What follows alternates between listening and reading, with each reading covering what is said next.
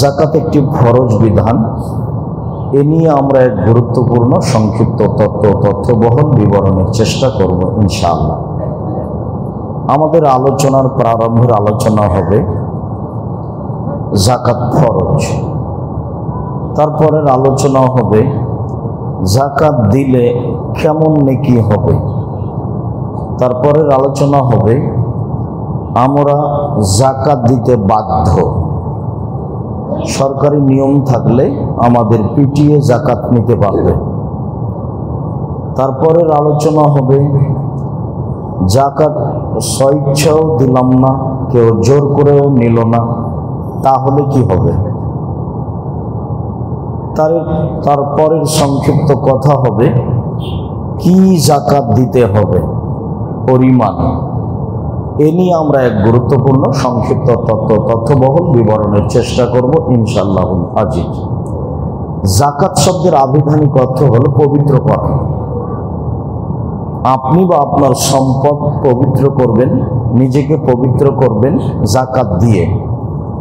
শরীয়তের পরিভাষায় সম্পদের যাকাত বের করে হকদারের নিকটে পৌঁছে দেওয়া, এটাও মালিকের জিম্মেদারি। মালিক নিজেই জিম্মেদার, কে যাকাত পায় তার কাছে পৌঁছে দেওয়া। যাকাত একটি ফরজ বিধান। এ ব্যাপারে আল্লাহ তাআলা বলেন ফাকিমুস সালাতা ওয়া আতুজ যাকাতা ওয়া আতাসিমু বিল্লাহ। হে পৃথিবীর মানুষ, তোমরা সালাত আদায় করো, যাকাত প্রদান করো, আল্লাহকে শক্তভাবে আঁকড়ে ধরো। হুয়া মাওলাকুম, তিনি হচ্ছেন তোমাদের অভিভাবক। ফানিমাল মাওলা ওয়া নিমান নাসির, তিনি হচ্ছেন উত্তম অভিভাবক, তিনি উত্তম সাহায্যকারী। অভিভাবক হিসাবে যা করা লাগে মালিক হিসাবে তাতে তিনি উত্তম, আর সাহায্যকারী হিসাবে তিনি উত্তম, বেশ ভালো সাহায্য করতে পারে। অত্র আয়াতে আল্লাহ তাআলা মানুষকে সালাত আদায়ের জন্য আদেশ করেছেন আর যাকাত প্রদানের জন্য আদেশ করেছেন। আল্লাহ তাআলা অন্যত্রে বলেন আকিমুস সালাতা ওয়া আতুজ যাকাতা, তোমরা সালাত আদায় করো, যাকাত প্রদান করো। ওমা কাদ্দিমু লিআনফুসিকুম মিন খাইরিল্লাহ তাজিদুহু ইনদাল্লাহ, মিন খাইরিন তাজিদুহু ইনদাল্লাহ। পৃথিবীর মানুষ, তোমরা সালাত আদায় করো, যাকাত প্রদান করো, আর নিজের জন্য অগ্রিম পাথেও পাঠিয়ে দাও, যা তোমরা আল্লাহর নিকটে পেয়ে যাবা। কিছু দান খায়রাত করো, যাকাত প্রদান করো, যা তোমরা আল্লাহর নিকটে পেয়ে যাবা। এইটাও অর্থ সম্পদ। এই আদেশ আল্লাহ তাআলা করেন। আল্লাহ তাআলা বলেন খুয মিন আমওয়ালিহিম সাদাকাতান তুতাহিরুহুম ওয়া তুযাক্কিহিম বিহা। মুহাম্মদ সাল্লাল্লাহু আলাইহি সাল্লাম, আপনি মানুষের অর্থ সম্পদ হতে যাকাত বের করুন, যাকাত বের করে তাদের পবিত্র করুন এবং তাদের সম্পদকে পবিত্র করুন। যাকাত না দেওয়া হলে সম্পদ অপবিত্র থাকে, অর্থাৎ সেই খাদ্য খেয়ে ইবাদত করলে ইবাদত কবুল হবে না, সিয়াম রোজা কবুল হবে না, সালাত কবুল হবে না। অত্র আয়াতে আল্লাহ তাআলা শেষের অংশে বলেন সাল্লি আলাইহিম, মুহাম্মদ সাল্লাল্লাহু আলাইহি ওয়াসাল্লাম, ওরা যাকাত দিলে আপনি তাদের জন্য একটু দোয়া করবেন। ইন্না সালাতাকা সাকানুল লাহুম, আপনার দোয়া তাদের জন্য নিরাপত্তার মাধ্যম। আপনি একটু দোয়া করে দিলে তারা নিরাপদে থাকবে আর তাদের অর্থ সম্পদ নিরাপদে থাকবে। যাদের হাতে যাকাত হস্তান্তর করা হবে তার জন্য জরুরি জিম্মেদারি একটু দোয়া করা, যাকাত দাতার জন্য। দোয়া করলে ব্যক্তিও নিরাপদে থাকবে, সম্পদও নিরাপদে থাকবে। এই কথা আল্লাহ তাআলা বলেন। আল্লাহ তাআলা বলেন অফি আমওয়ালিহিম হাক্কুম মালুম লিসাইল ওয়াল মাহরুম। পৃথিবীর মানুষ মনে রেখো, তোমাদের সম্পদে নিঃস্ব মানুষের হক অধিকার রয়েছে। যাকাতের হকদার যিনি, তিনি হলেন আপনার সম্পদের অধিকারী ও মালিক। আপনি যদি হকদারকে যাকাত না দেন, তাহলে আপনি হকদারের হককে মেরে খেলেন। মানে আপনি ফকির মিসকিনের টাকা মেরে খেলাম। বা এদেশের কওমি বেসরকারি মাদ্রাসার টাকা মেরে খেলাম, যা অনেক সময় দায়িত্বশীলেরা মেরে খায়। হয়তো বা মাদ্রাসার প্রিন্সিপাল বা সভাপতি বা কোনো মাওলানা টাকা মাদ্রাসার আয় করলো, উপার্জন করলো, তারপর খেয়ে ফেললো। তো 10-এর পয়সা খেয়ে ফেললো, মানে অসহায় মানুষের পয়সা খেয়ে ফেললো।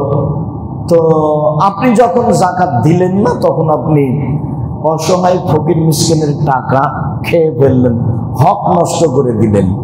উপার্জন করেছি আমি, আমার হক নষ্ট করলাম আমি, এই কথা আল্লাহ তাআলা বলেন। আমার আর আপনার কিছু করার নেই। আল্লাহ তাআলা বলছেন যে তোমার সম্পদে নিঃস্ব মানুষের অধিকার রয়েছে, সেটা তুমি দিয়ে দিবা হিসাব করে। অন্যথায় তুমি নিঃস্ব মানুষের হক মেরে খেয়েছো, তখন বিচার দেরিতে হবে। সময়ের গতিতে আবারও হবে ইনশাআল্লাহ। এখন আপাতত মনে রাখবেন যে যাকাত না দেওয়া অপরাধের একটা অপরাধ হলো হক নষ্ট করা, যার বিচার পরে হবে।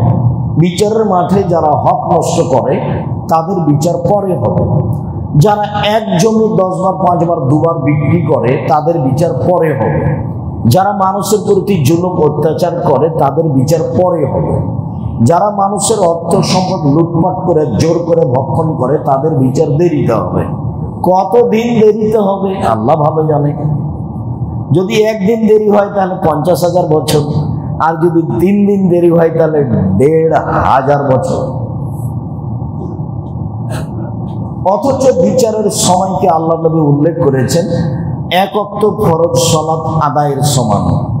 তো আমরা ধরে নেই 3 থেকে 5 মিনিট বা 7 মিনিট একটা মানুষের বিচারের সময়সীমা।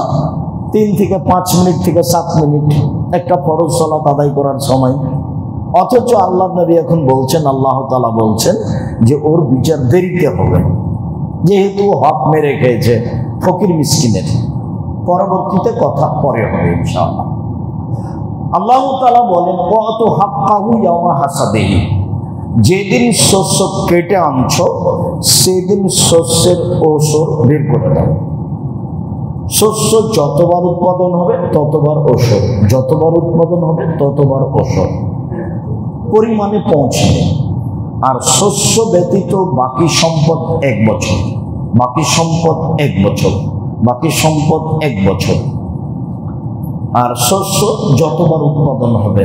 অত্র আয়াতে আল্লাহ তাআলা শস্য উৎপাদনকারীকে আদেশ করেন যে যখন তুমি শস্য কেটে আনবা তখন হিসাব করে ওষুধ দিয়ে দিবা। এটা আল্লাহর আদেশ। চলেন দেখি মুহাম্মদ সাল্লাল্লাহু আলাইহি ওয়াসাল্লাম কি বলেন। আব্দুল্লাহ ইবনে উমর রাদিয়াল্লাহু তাআলা আনহু বলেন, রাসূল সাল্লাল্লাহু আলাইহি ওয়াসাল্লাম বলেছেন, বুনিয়াল ইসলাম আলা খামসিন, ইসলামের ভিত্তি হলো 5টা, যার উপরে ইসলাম নির্ভর করে। ভিত্তি একটা ঘর যার উপর নির্ভর করে, তো ইসলামের ভিত্তি আছে 5টা, এটা নির্ভর করে 5টার উপরে। 1, শাহাদাতে আল্লাহ ইলাহা ইল্লাল্লাহ ওয়া আন্না মুহাম্মাদুর রাসূলুল্লাহ, আমি এই বলে সাক্ষ্য দিব যে আল্লাহ ছাড়া কোনো মাবুদ নাই, এই বলে সাক্ষ্য দিব যে মুহাম্মদ আল্লাহর রাসূল। আমি এই বলে সাক্ষ্য দিব যে আল্লাহ ছাড়া কোনো মাবুদ নেই, এই কথার অর্থ হলো শিরক করা যাবে না। তো যেহেতু আমরা এটা বুঝি না, কাজে আমাদের জন্য শিরক করা সহজ। তারপরে আমি সাক্ষ্য দিচ্ছি মুহাম্মদ আল্লাহর রাসূল। মুহাম্মদ আল্লাহর রাসূল আমি সাক্ষ্য দিচ্ছি, এর মানে হলো এই যে ইবাদত করা হবে না, তবে যেটুকু রাসূলের পক্ষ থেকে আছে এইটুকু। যেমন ধরি যে যেমন বেরায়েতের মসজিদগুলোতে এই 15 তারিখ থেকে ফিতরা আদায় শুরু হয়ে যায়, এটি কি রাসূলের পদ্ধতি?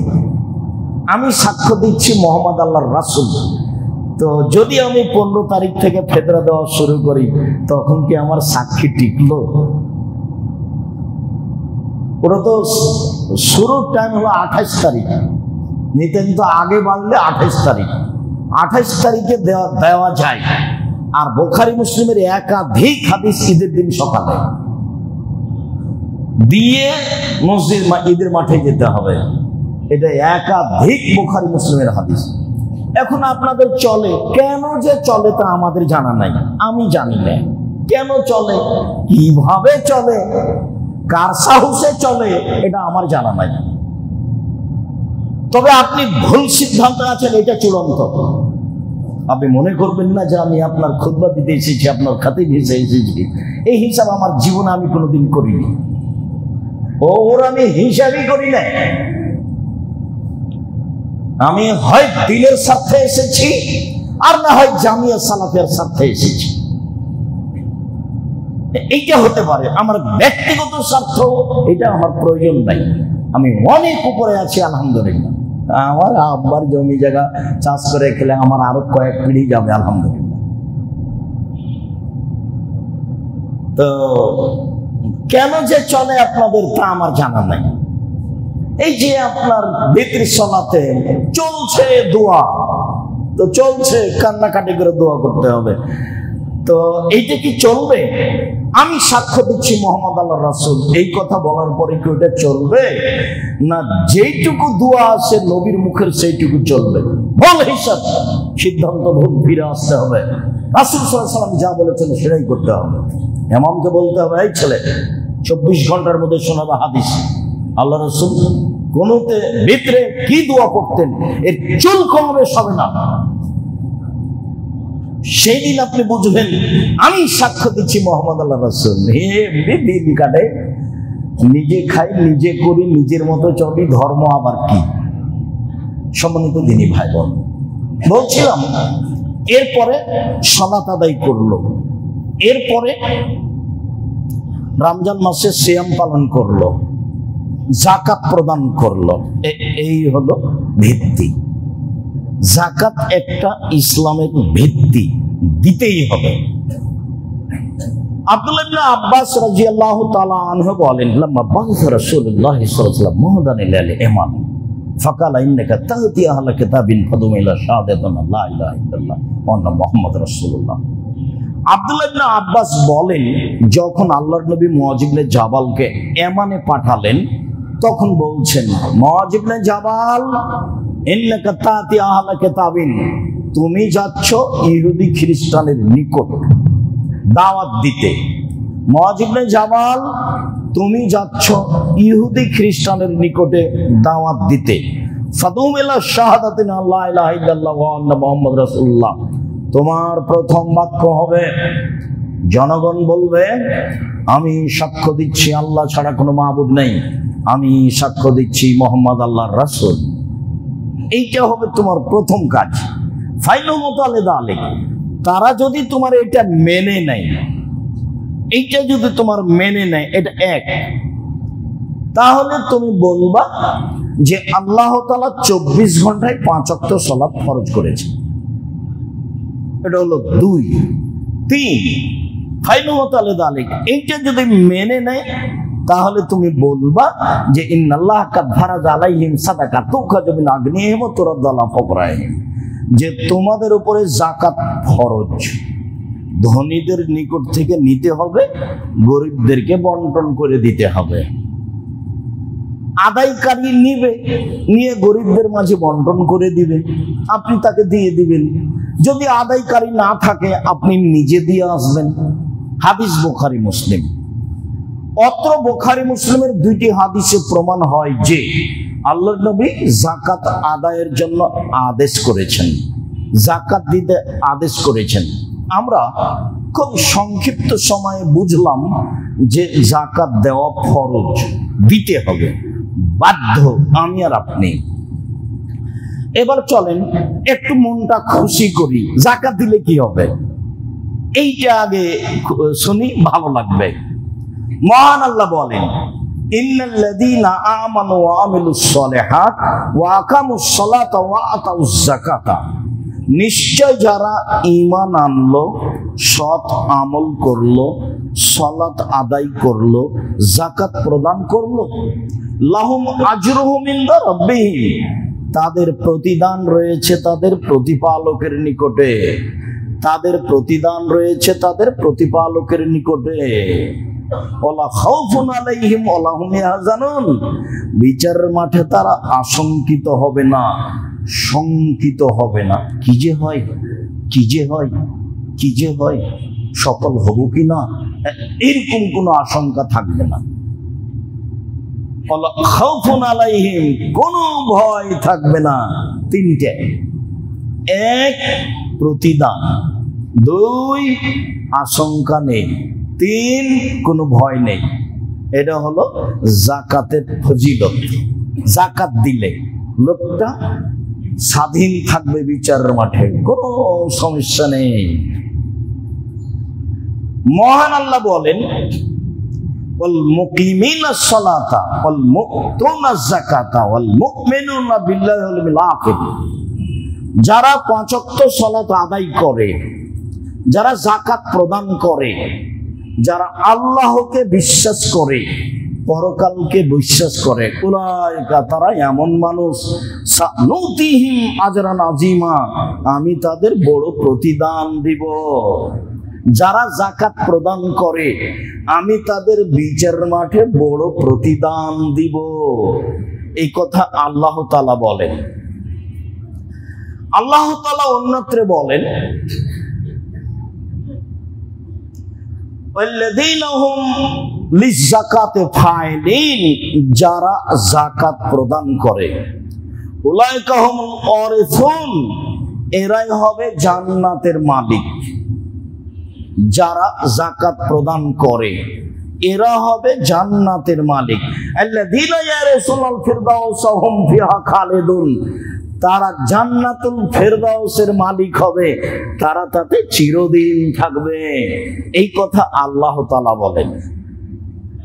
যারা যাকাত প্রদান করবে তারা হবে জান্নাতের মালিক। ফরজ আদায় করতে আপনি বাধ্য, এটা আল্লাহর অতিরিক্ত দয়া। আপনার নেকি হলেও দিতে হবে, না হলেও দিতে হবে। চাঁপাই নবাবগঞ্জের ভাষা তো তুই তো দিবি, তোর বাপকে দিতে হবে। একটু পরে দেখেন পিটিয়ে আদায় করার কথা আসছে, দিতেই হবে। এখন আল্লাহর একটা অতিরিক্ত দয়া। আচ্ছা ঠিক আছে, যখন যাকাত প্রদান করলো তাহলে আল্লাহর পক্ষ থেকে সুসংবাদ কি, ওরাই জান্নাতের মালিক। আমি ওদেরকে জান্নাতুল ফেরদাউসের মালিক করে দিব, তারা সেখানে চিরদিন থাকবে। সবচেয়ে দামি জান্নাত হচ্ছে জান্নাতুল ফেরদাউস। অবশ্য এখানে কয়েকটা আমলের কথা আছে। সরাসরি জান্নাতুল ফেরদাউস পর একটাই আমল খাস, সেটা হলো সদাচরণ, ভালো চাল চলন। দল সংগঠন করলে ভালো চাল চলন টিকে না, আপনি পারবেন না। যখন আপনি দল করবেন, সেটা যেটাই হোক, ধর্মীয় হোক আর সামাজিক হোক, আপনি সদাচরণে টিকতে পারবেন না, এটা অসম্ভব। আপনি আমাকে একাই জিজ্ঞাসা করেন, কত আপনাকে আমি উদাহরণ দিতে পারি। কোনো পথ নেই, যতক্ষণ পর্যন্ত আপনার জেহেনটা খালি না হয়েছে ততক্ষণ পর্যন্ত আপনি সদাচরণ ফিরিয়ে পাবেন না। আপনাকে একজনকে ভালো লাগে আর একজনকে ভালো লাগে না, কেন লাগে না? কেন লাগে না আপনাকে? আপনার সাথে যে আছে সে ভালো, যে সাথে নেই সে খারাপ। তা আল্লাহর নবী বলছেন, পৃথিবীর মানুষ শুনে রেখো, আমি জিম্মেদার ওই মানুষকে জান্নাতুল ফেরদাউস নিয়ে দিব, লেমান হাসানা খলকাহু, যে তার চাল চলনকে ভালো করলো। আপনি একটা মানুষের বদনাম করেন, তখন আপনি ভালো। আপনি একটা মানুষের বিরুদ্ধে লড়েন, তখন আপনি ভালো। একটা মানুষের বিরুদ্ধে বক্তব্য দেন, তখন আপনি ভালো। কেমনে হয় এটা? যার চাল চলন ভালো, আমি মুহাম্মদ সাল্লাল্লাহু আলাইহি ওয়াসাল্লাম তাকে জান্নাতুল ফেরদাউস নিয়ে দেব। সম্মানিত দ্বীনি ভাই বোন, বলছিলাম যাকাতের ফজিলত। চলেন দেখি রাসূল সাল্লাল্লাহু আলাইহি সাল্লাম কি বলেন? আবু হুরায়রা রাদিয়াল্লাহু তাআলা আনহু বলেন, যা আরাবিয়ুন ইলান নবী সাল্লাল্লাহু আলাইহি ওয়াসাল্লাম,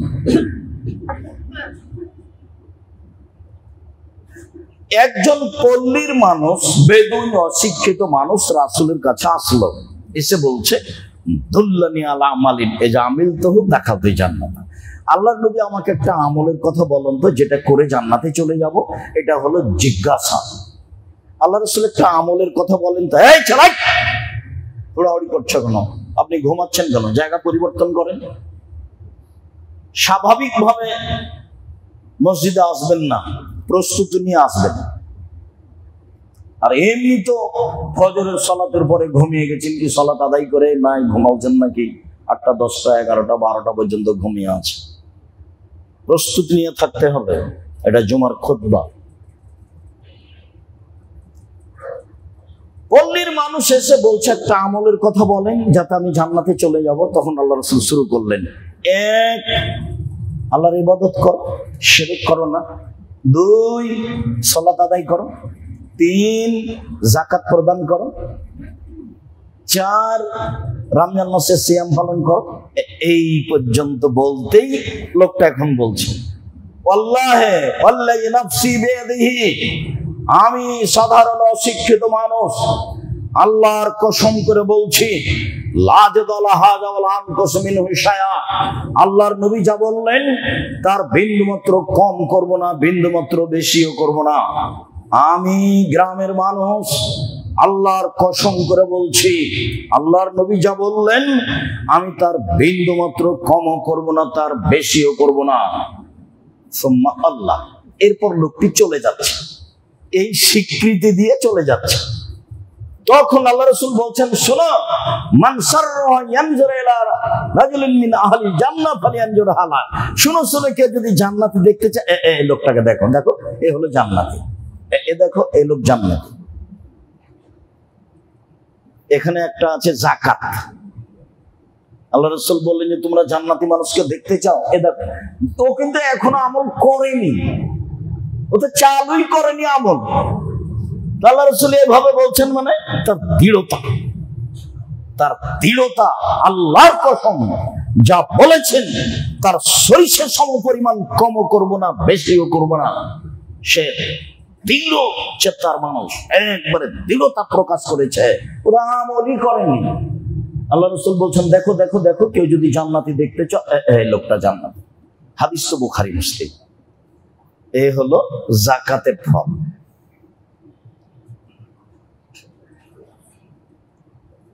জাবের রাদিয়াল্লাহু তাআলা আনহু বলেন, আমর ইবনে মুররা আল-জুহানী রাদিয়াল্লাহু তাআলা আনহু বলেন, একটা লোক এসে বলছে যে আল্লাহর নবী,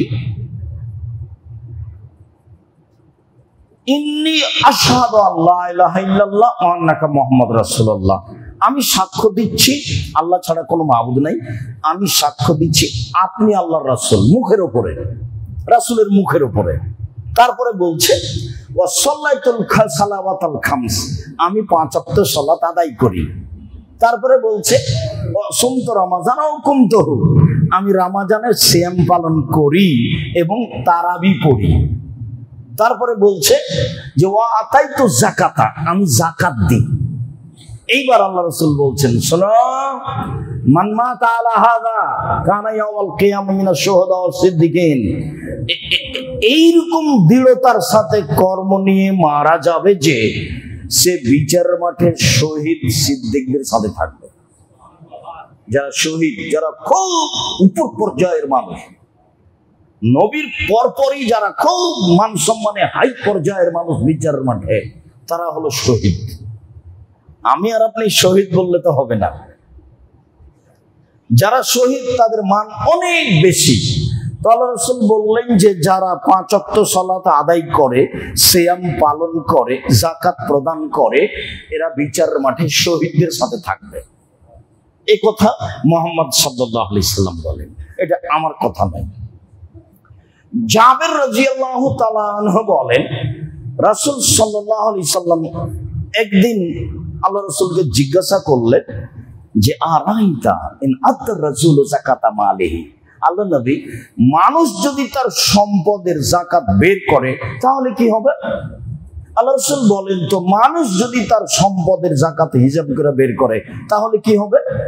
তখন আল্লাহ রাসূল বলছেন, মানাদ্দা যাকাতা মালিহি ফাআযহাবাল্লাহু শাররাহু আনহু, কে যদি যাকাত সম্পদ থেকে হিসাব করে বের করে তার সম্পদ চিরদিন নিরাপদে থাকবে। ওই সম্পদ নিয়ে জাহাজ পানিতে ডুবে যাবে না, ওই সম্পদ আপনার দোকান পুড়ে নষ্ট হবে না, ওটার উপরে কোনো বিপদ আসবে না। এ কথা আমি বলিনি, এই কথা মুহাম্মদ সাল্লাল্লাহু আলাইহি সাল্লাম বলেছেন। তিনি বলেছেন যে সম্পদের যাকাত দিবে তার সম্পদে কোনো বালা মুসিবত আসবে না, এই কথা মুহাম্মদ সাল্লাল্লাহু আলাইহি সাল্লাম বলেন। যদি কথা মনে না থাকে তাহলে যন্ত্রপাতি সামনে আছে, আবারও চালু করে বুঝবো। সম্মানিত দিনী ভাই বোন যারা আমার সামনে আছেন, যারা অনলাইনে পৃথিবীর বিভিন্ন প্রান্ত থেকে অবগত হচ্ছেন, যারা সময়ের গতিতে অবগত হবেন, আমি পৃথিবীর সকল বাঙালি দিনী ভাই বোনকে বলছি, আপনি আপনার অর্থ সম্পদের যাকাত বের করুন, আপনার অর্থ সম্পদ ধ্বংস হবে না, আপনার অর্থ সম্পদের উপরে বালা মুসিবত আসবে না, এই কথা মুহাম্মদ সাল্লাল্লাহু আলাইহি ওয়াসাল্লাম বলেন। আর আল্লাহ বলে আপনি জান্নাতের মালিক, আপনি জান্নাতুল ফেরদাউসের মালিক, আপনি সেখানে চিরদিন থাকবেন, এ কথা আল্লাহ তাআলা বলেন। সম্মানিত দিনী ভাই বোন, অবশ্যই আপনি যাকাতে হিসাব করে বের করবেন। উমামা বাহিলী রাদিয়াল্লাহু তাআলা আনহু বলেন, রাসূল সাল্লাল্লাহু আলাইহি সাল্লাম বলেছেন যে সাল্লু খামসাকুম, 5 ওয়াক্ত সালাত আদায় করো, ওয়াসুমু শাহরাকুম, রমজান মাসের সিয়াম পালন করো, ওয়া আদা যাকাত আমওয়ালিকুম, সম্পদের যাকাত দিয়ে দাও, ওয়া আতিজা আমরিকুম, সমাজের দায়িত্বশীল যারা হুঁশিয়ার, সমাজের নেতা দায়িত্বশীল যারা, তাদের মেনে চলো, তাদখুলু জান্নাতা রাব্বিকুম, সহসাই তোমাদের প্রতিপালকের জান্নাতে চলে যাবা। 1 5 ওয়াক্ত সালাত, 2 রমজান মাসের সিয়াম, 3 যাকাত প্রদান, 4 মানুষকে মেনে চলা, মানুষকে উপেক্ষা করে চলতে হবে না। জান্নাত পাওয়ার এটা একটা বড় মাধ্যম, তাহলে আপনি আপনার প্রতিপালকের জান্নাতে সহজেই চলে যাবেন। সম্মানিত দিনী ভাই বোন, আমরা যাকাত দিলে সহজেই জান্নাত পাবো, জান্নাতুল ফেরদাউসের মালিক হব, সম্পদ নিরাপদে থাকবে, এই কথা আল্লাহ তাআলা বলেন, এই কথা রাসূল সাল্লাল্লাহু আলাইহি ওয়াসাল্লাম বলেন, যা আমরা অবগত হলাম। আল্লাহুম্মা সাল্লি আলাইহি, আল্লাহুম্মা বারিক আলাইহি। আলহামদুলিল্লাহ ওয়াহদা ওয়াসসালাতু ওয়াসসালামু আলা মান লা নাবিয়্যা বাদা। এখন স্বেচ্ছায় যাকাত দিলাম না, নেকির আশাও করলাম না, তাহলে কি হবে? তাহলে সরকারি ভাবে যদি নিয়ম থাকে তাহলে আসবে, আমার হাতে রশি লাগিয়ে বেঁধে পিটিয়ে নিয়ে চলে যাবে, এটা জায়েজ। প্রমাণ, আবু হুরায়রা রাদিয়াল্লাহু তাআলা আনহু বলেন, লাম্মা তুফিয়া রাসূলুল্লাহ সাল্লাল্লাহু আলাইহি ওয়াসাল্লাম উস্তুকলা আবু বকরিন বাদাহু, আল্লাহর নবী দুনিয়া থেকে বিদায় নিলেন আর আবু বকর রাদিয়াল্লাহু তাআলা আনহুকে খলিফা নির্বাচন করা হলো। ওয়াকাফারা মান কাফারা মিনাল আরব, তখন অনেকে বলল, হ্যাঁ সালাত আদায় করব, তবে যাকাত দেব না। নিজে কষ্ট করে পয়সা উপার্জন করে আবার যাকাত, মনে তো হচ্ছে দণ্ডি দিচ্ছি, লাখ লাখ কোটি কোটি টাকা যাকাত দেওয়া হয় এত পরিশ্রম করে উপার্জন করে। তো অনেকে বলল যে সালাত আদায় করব, যাকাত দেব না। এখন আবু বকর সিদ্দিক তো খলিফা, উমর রাদিয়াল্লাহু তাআলা বলছেন, কাইফা তুকাতিলুন নাস, মানুষের সাথে কিভাবে লড়াই করবেন? এখন মানুষের সালাত আদায় করবে, যাকাত দেবে না। যে আল্লাহ নবী বলেছেন, মান কালা লা ইলাহা ইল্লাল্লাহ ফাকাদ আসামা মিন্নি দিমাউহু ওয়া মালাহু ওয়া মালাহু, যে ব্যক্তি বলেছে লা ইলাহা ইল্লাল্লাহ, তার সম্পদ নিরাপদে, সেও নিরাপদে, তাকে মারা যাবে না। এখন এরা যে সালাত আদায় করবে, যাকাত দেবে না, যে এরা লা ইলাহা ইল্লাল্লাহ বলেছে। এইবার আবু বকর সিদ্দিক বলছেন, এই এখন যেটুকু বলতে যাচ্ছে এটুকু ইতিহাসে আছে, মধ্যে একটা বাক্য, আনতা জাব্বার ফিল মুশরিক ওয়া খাওয়ার ফিল ইসলাম।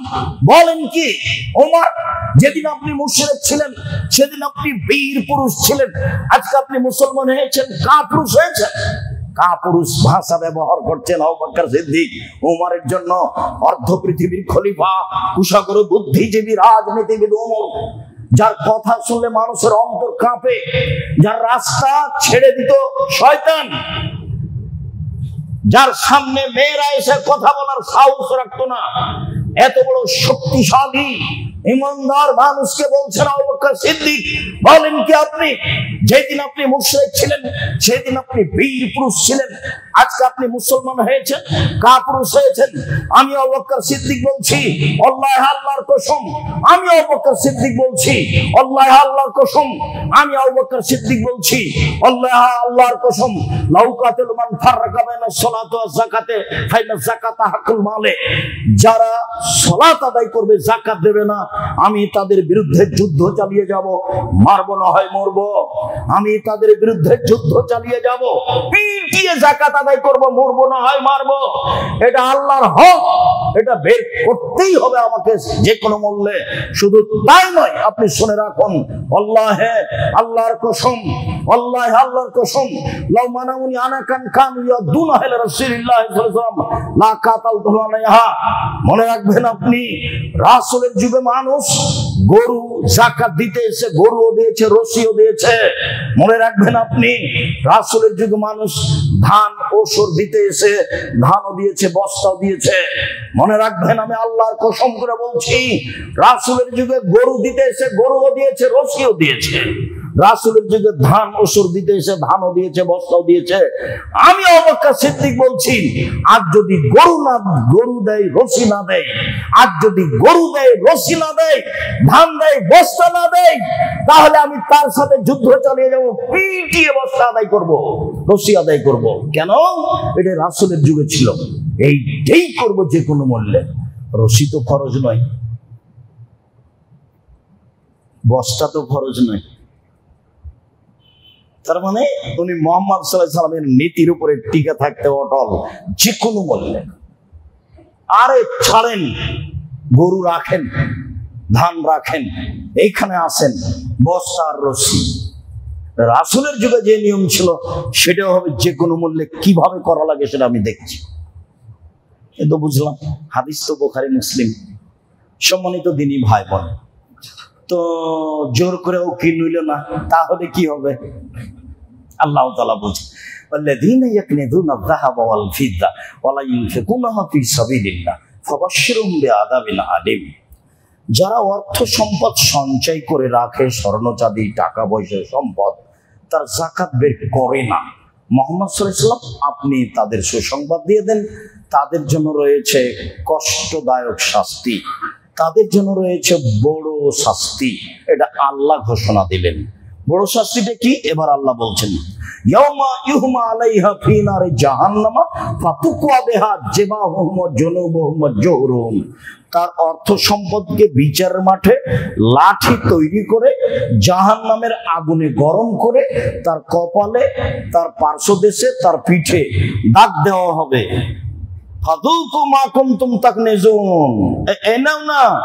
যে সম্পদ সঞ্চয় করে রেখেছিলে, যাকাত দেওনি, তা কেমন লাগে একটু বুঝো, একটু স্বাদটা নেও না, কেমন লাগে একটু দেখো।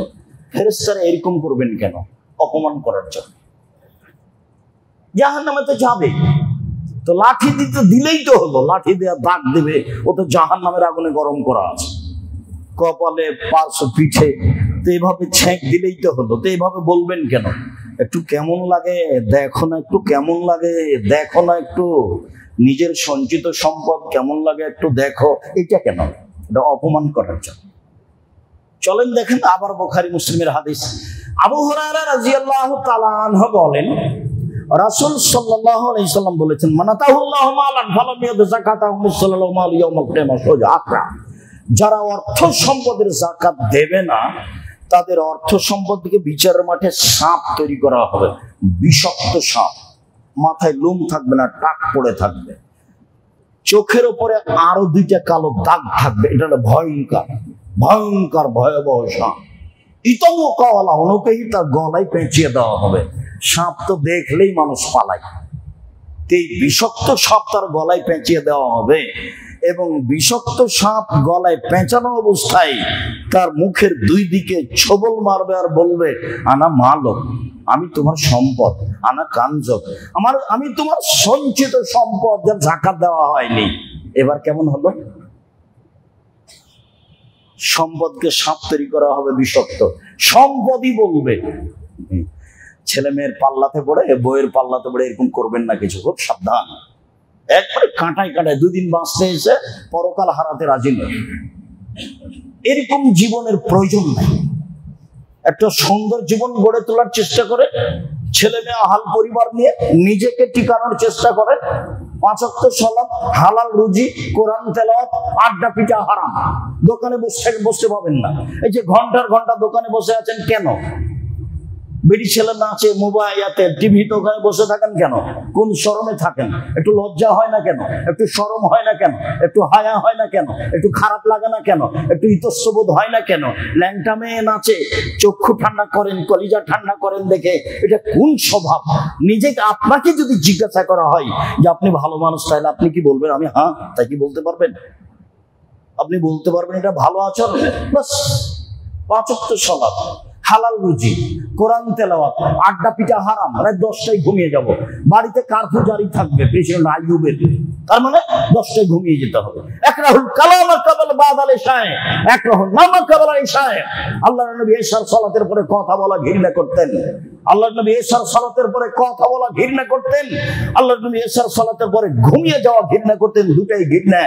এইটা হলো আপনি পরিবারের মালিক, আপনি জিম্মেদার, আপনাকে কঠোর হতে হবে।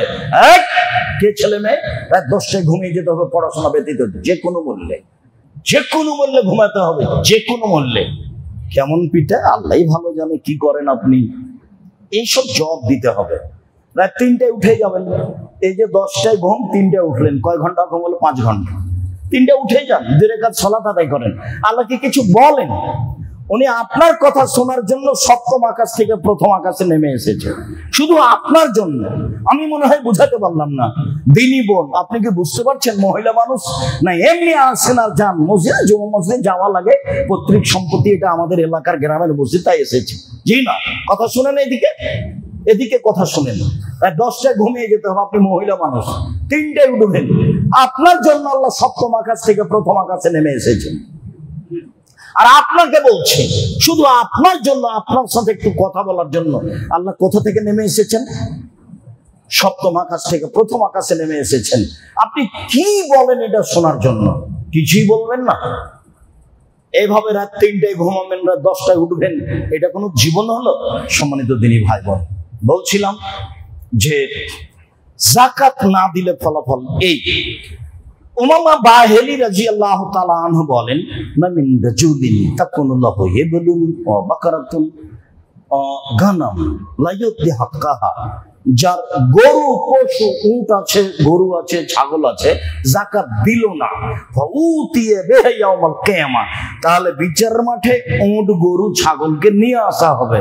ফাআযমা মাকানা আও আসনামাহু, ও বিচারের মাঠে যখন আসবে তখন আরো মোটা তাজা উঠ হবে, আরো মোটা তাজা গরু হবে, আরো মোটা তাজা ছাগল হবে।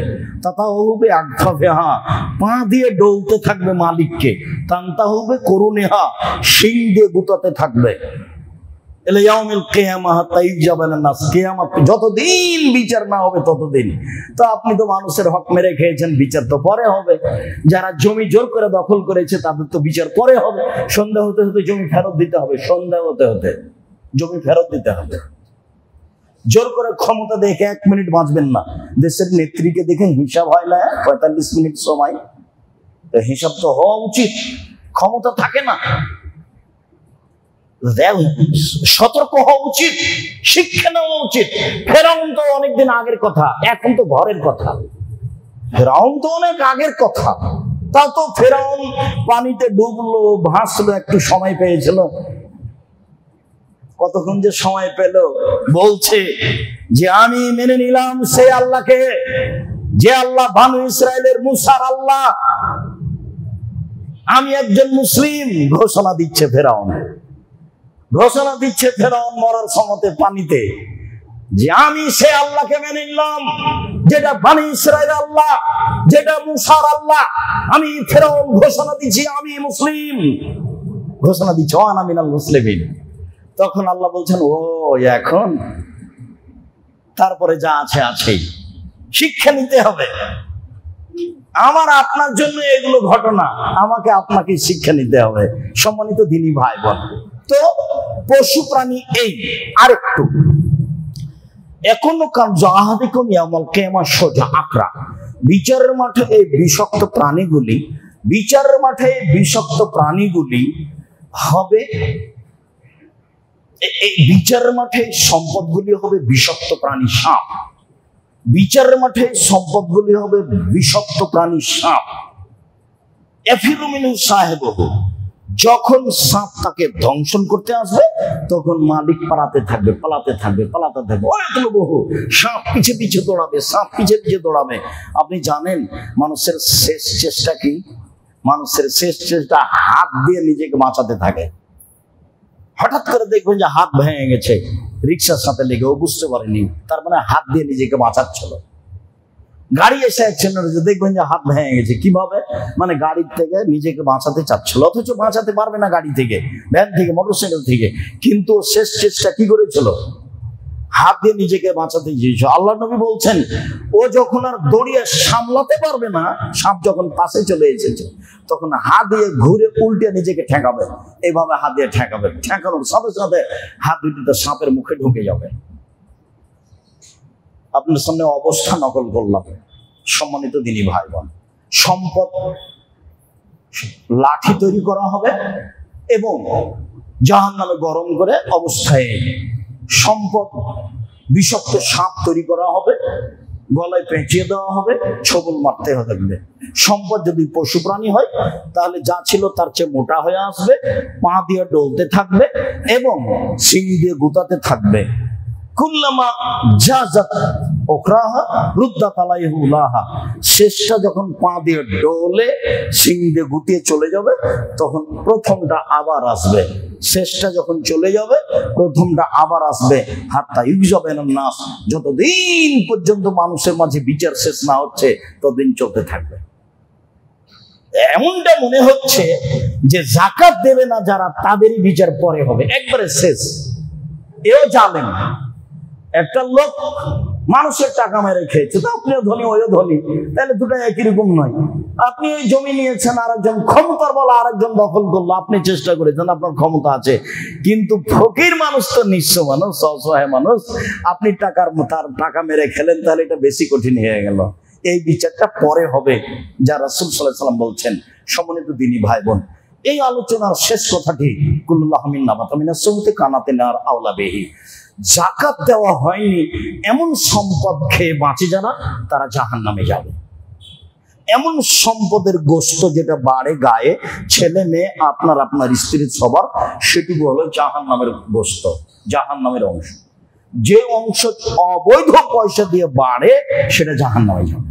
তা আমার ছেলে, আমার মেয়ে, আমার ওই সম্পদ খায় যে সম্পদে যাকাত দেওয়া হয়নি, চলে না। 25টি উট হলে একটি উটের বাচ্চা যাকাত দিতে হয়। 30টি গরু হলে একটি গরু যাকাত দিতে হয়। 40টি ছাগল হলে একটি ছাগল যাকাত দিতে হয়।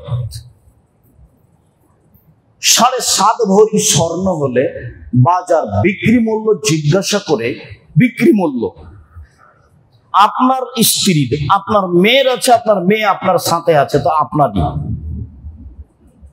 আপনার স্ত্রী আপনার মেয়ের সব মিলে যেটা ব্যবহার গায়ে গলায় হাতে আছে, সব মিলে যেটা জমা আছে, সব মিলে যদি 7.5 ভরি হয়, বাজারে জিজ্ঞাসা করতে হবে বিক্রি মূল্য কত, হিসাব করে শতকরা 2.5 টাকা যাকাত দিতে হবে, দিতেই হবে। 52.5 তোলা রূপা, 52.5 তোলা রূপা হলে বাজার মূল্য জিজ্ঞাসা করে শতকরা 2.5 টাকা যাকাত দিতে হবে। 52.5 তোলা রূপা, 52.5 তোলা রূপা হলে বাজার মূল্য জিজ্ঞাসা করে শতকরা 2.5 টাকা যাকাত দিতে হবে।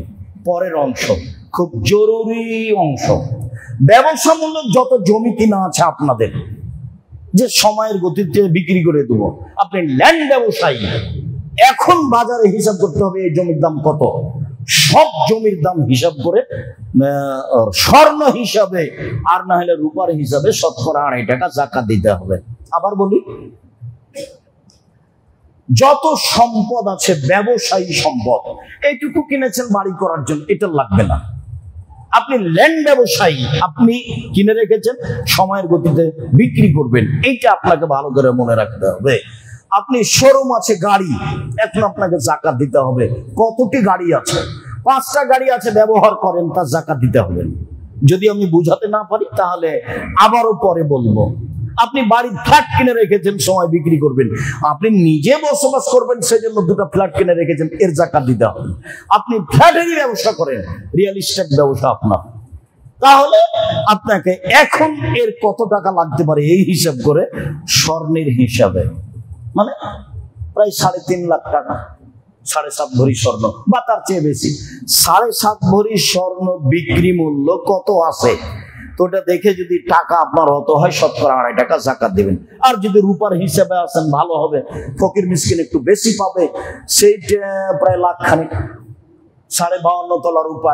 এখনই জিজ্ঞেস করবেন সন্ধ্যার সময়তে যে স্বর্ণকার, কাছা ভাই 52.5 তলা রূপার দাম কত? 75,000, 80,000, 1 লাখ।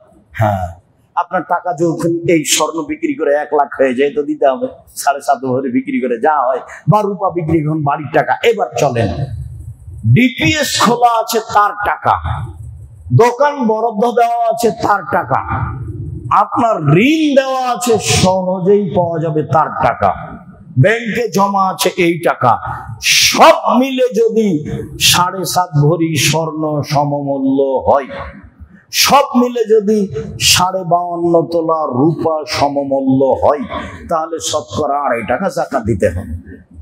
আবার বলি, ডিপিএস খোলা আছে, ব্যাংকে টাকা আছে, ঋণ দেওয়া আছে, পাওয়া যাবে, দোকান বরাদ্দ দেওয়া আছে, তো সব মিলে যোগ করেন। এখন দেখেন 52.5 তোলা রূপা সমান হয় নাকি, যদি হয় তাহলে শতকরা 2.5 টাকা যাকাত দিতে হবে। তবে যে টাকা আপনি ঋণ দিয়েছেন পাওয়া যাবে না, পাওয়া যাবে কি যাবে না সন্দেহ আছে, এটা হবে না। যারা কোটি কোটি টাকা লোন নিয়ে ব্যবসা করছে, তাদের সব টাকার যাকাত দিতে হবে। এর উপরে ওই পূর্ণ মালিকানা আছে। এদেশের তা আবার আর একটা সুবিধা, যে এক সময় সব টাকা তা ব্যাংকার বোঝানো লাগে না, যেটুকু দেখছেন সেটুকু তো গতির ব্যাপার। কাজেই যত টাকা ঋণে নিয়ে এসছে সব টাকার যাকাত দিতে হবে, দিতেই হবে। এবার শস্য,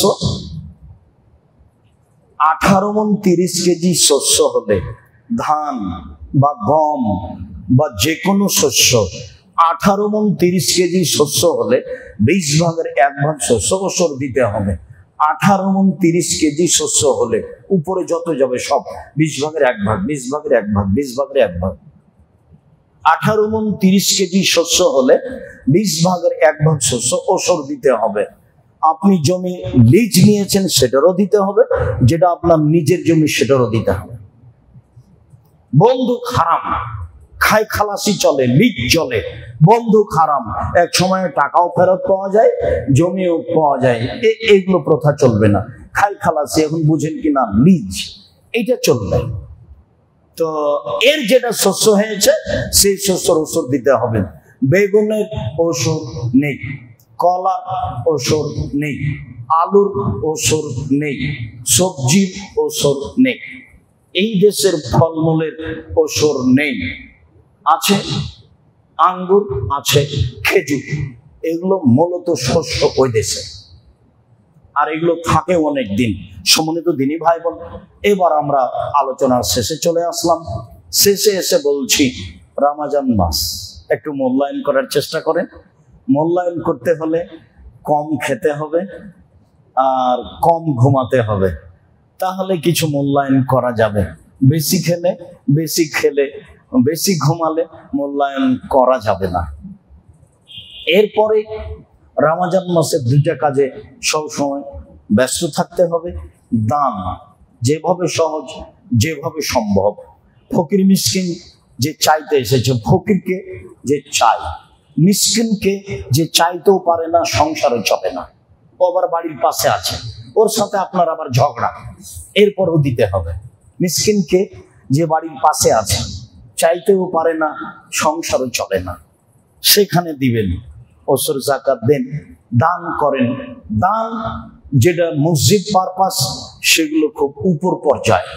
মসজিদের টাকা দিয়ে মাদ্রাসা করা যায় না, মাদ্রাসার টাকা দিয়ে মসজিদ করা যায়। মানে মসজিদের টাকা নিচের দিকে নিয়ে যাওয়া যাবে না, এ খুব দামি।